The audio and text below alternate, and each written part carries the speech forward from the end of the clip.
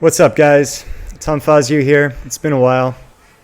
Most of you guys know me as producing content along the lines of martial arts, sash and soft weapons, and mind-body stuff. And while that stuff will continue, I do plan to ramp it back up into the end of the year and into next year. I'm going to be taking a bit of a tangent to focus on a few thought problems that are definitely related to both martial arts and mind-body development, personal growth, so on and so forth. But that, in my opinion, often get overlooked. And these things will underlie some of the thought behind my coming book, Law of the Die. So if you can bear with me for a few episodes, hopefully we'll talk about a few interesting things. This topic, we'll be talking about the uncertainty problem.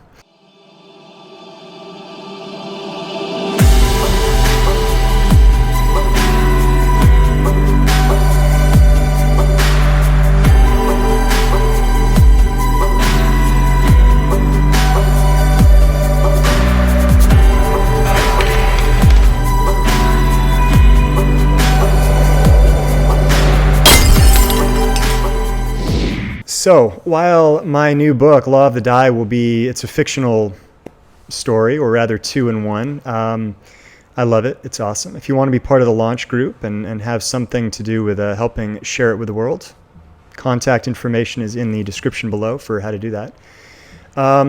But there are kind of a series of thought problems that I put together. I put them in the appendix of the book. I also have them for free if you subscribe to the newsletter on my website. But it's cool stuff, and it's probably some of the most fun stuff that I've been able to think about and work through since college philosophy, right? I majored in philosophy, and I think for the most part, a lot of the stuff that you tend to analyze and work through in that type of a setting tends to make you depressed, which is not terribly fun. But this stuff, on the other hand, I think is practical philosophy. It deals with probability analysis, not in a formal mathematical setting, but as it relates to our own cognitive biases, how we look at our own futures, how we look at our options in life, and how more often than not we make very bad decisions, myself included. And so, one of the premises of the book, and within a few of these videos here, I'm going to be exploring how perhaps embracing randomness might be the most reasonable way to approach big life issues. And so to start it off, this video and kind of one of the first problems that I explore I call it the uncertainty problem, which is super simple in nature, which is that we cannot predict the future. We don't know what's going to happen. And because of that, it leads to a lot of really bad assumptions and bad decisions in life for all of us, right? And so there will be a lot of people at first hearing that will discard what I'm saying. There are a lot of people that like to believe that we either can predict the future or that we have models of the future, whether it be religion, philosophical, anything like that help us prepare and predict the future and face those things. But if you're an adult in any way, shape, or form, and you've had a little bit of experience in life, you probably know that one of the first things that happens when you start to be confronted with the unexpected, with uncertainty in life, is that your mind starts to fall apart a little bit, right? Whether it's a breakup, whether it's getting let go from work, whether it's problems with friends, family, relationships, you name it.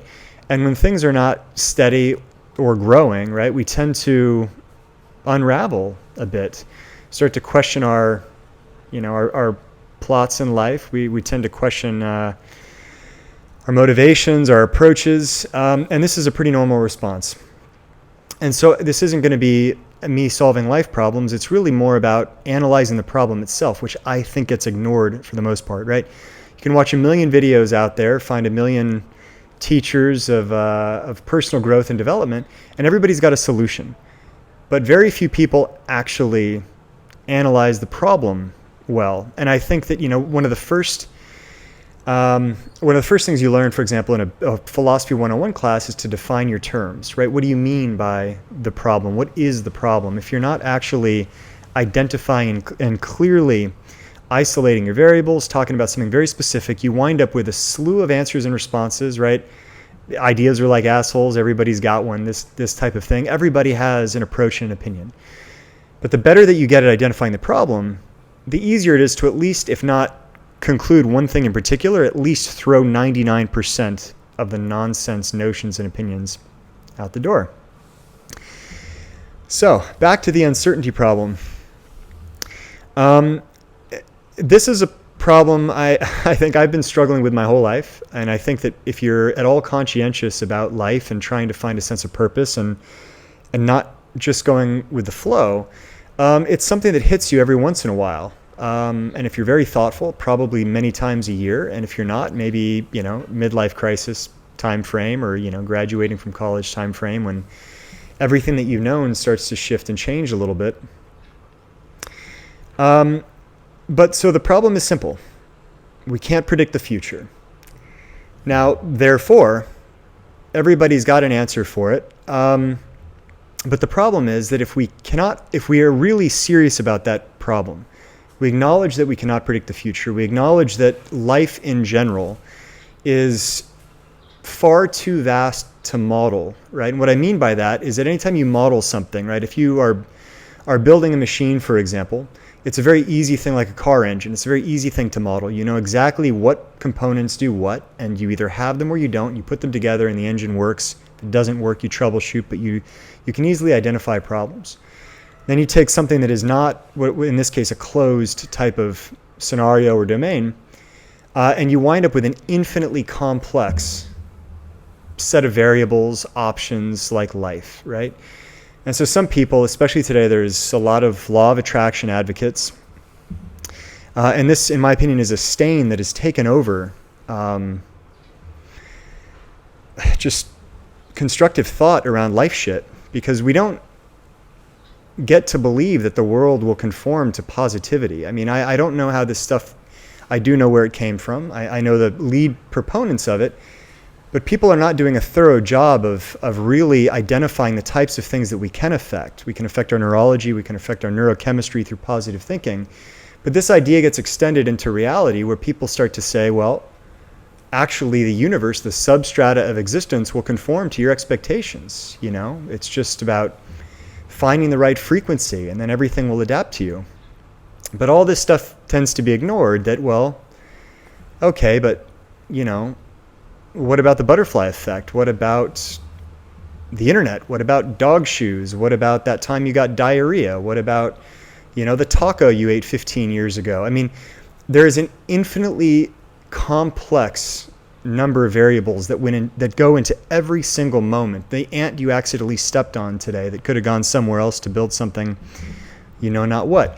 And to us, they're inconsequential. We tend to be fully egocentric in the way that we analyze the world. And most narratives, the way that we explain our own existences and tend to try to predict how certain actions will lead to certain outcomes, they tend to be really self-aggrandizing, right? Like, oh man, the perfect person stopped and helped me, change the tire on my car today.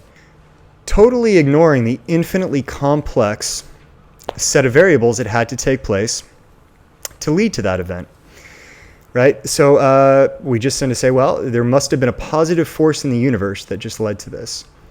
While we can't rule that out, it's certainly possible. It's extremely lazy, at least philosophy. It's extremely lazy logic and analysis.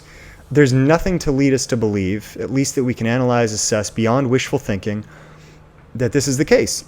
And if your strategy is hope in the world, nobody can say anything different. I can't say anything different to you, and that's okay.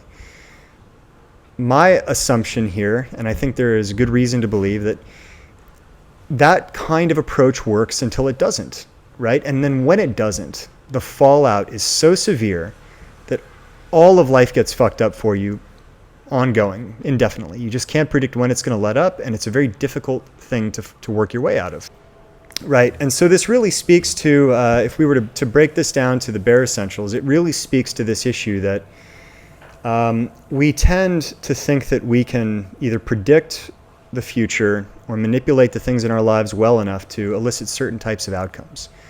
And a lot of times this will work when there's not a lot of volatility in life, when things are relatively stable, when we are living in the same community for decades, when we're living in a town that's not developing quickly, when you name it. But we happen to be living in a time where climate change is affecting the entire world. We're living in a time where AI and robotics are growing at exponential rates, and there's serious risk of, for example, 30% of the workforce being out of commission within the next 10 to 15 years, as predicted by MIT a few years ago. And the impact that some of these things are going to have on everybody's lives is incalculable. But most of us tend to think that, well, it's not going to impact us anytime soon, and we can just go on with the status quo. And so if you can accept that with me a little bit, if you can accept that proposition that, well, if we cannot predict the future, then it leaves us in a position where forming narratives that do so, that say, if I do this, then this will happen, or this is my purpose in particular now, and this is what I'm all about. And if you can accept that we really cannot correlate well those types of propositions and directions and personal values with specific outcomes, then the next question is, well, what do we do about it, right? And so the premise of the coming book, Law of the Die, and what I would argue for in general is that, well, we need to be able to open our minds, our thoughts, and our experiences up to things beyond rational analysis. And so if we can't trust our reason to be able to design effective, roadmaps for our own lives, well, then we need to find other strategies to create forward momentum. And the proposal that I have is, well, let's not try to fill that gap with more reason, because it doesn't work. Let's try instead to understand how a lot of things in life tend to happen, in fact. And in my opinion, that is through accident, through randomness, through circumstance. And do I mean that everything in life is random? No. But I do mean that enough in life is random that we cannot ever rule it out in life. It's an extremely powerful force. What I mean by that is most of us could reverse engineer, for example, or look back and pick 3 things that are important to you in your life, whether it's your partner in life, your job, you name it. I mean, everybody's got something that matters. And now if you're not looking at your parents or your siblings, which have been gifted to you a long time ago, but other things that came into your life in the last 5 to 10 years, how many of those things were actually predicted or arranged or planned by you? Most of us could maybe think of one thing that was designed, but I don't know anybody in my life that's been able to name 3, just 3 of the most important things, right? Which means that the number of things that were unknown to you, and I'm not talking about randomness from a metaphysical perspective. I'm talking about randomness from the perspective of you, the viewer in your own life, the subject in your own life. How much of the shit that has gone in on your life had you understood and known about ahead of time? And most of it, you didn't, right? So within that, my question is, well, how do we just produce more stuff? And this comes with a mixed bag of positive and negative potential fallout, right? Positive upside and negative fallout that might be a little bit difficult to navigate. But I think that the premise for me, the proposition for me, is that we need to find a way of doing more. What, you ask? I don't know. But I don't think anybody knows, and I don't think we can reason about it. I think that we need to ask ourselves honestly how we get in the game, how we roll the dice, how we take more risks, how we do more things. And over time, with any luck, more positive outcomes will occur. How we mitigate the negative ones I'll talk about in some of the other videos that I will be putting together there, but that's my proposal for you. So this was a bit of a longer rant than I expected. If you guys have been subscribed for a while, thank you. If you're new to this video or to this channel, give it a chance. We'll talk about some cool shit.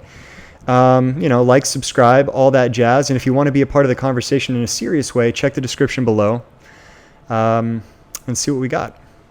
Until the next one, guys, be weightless.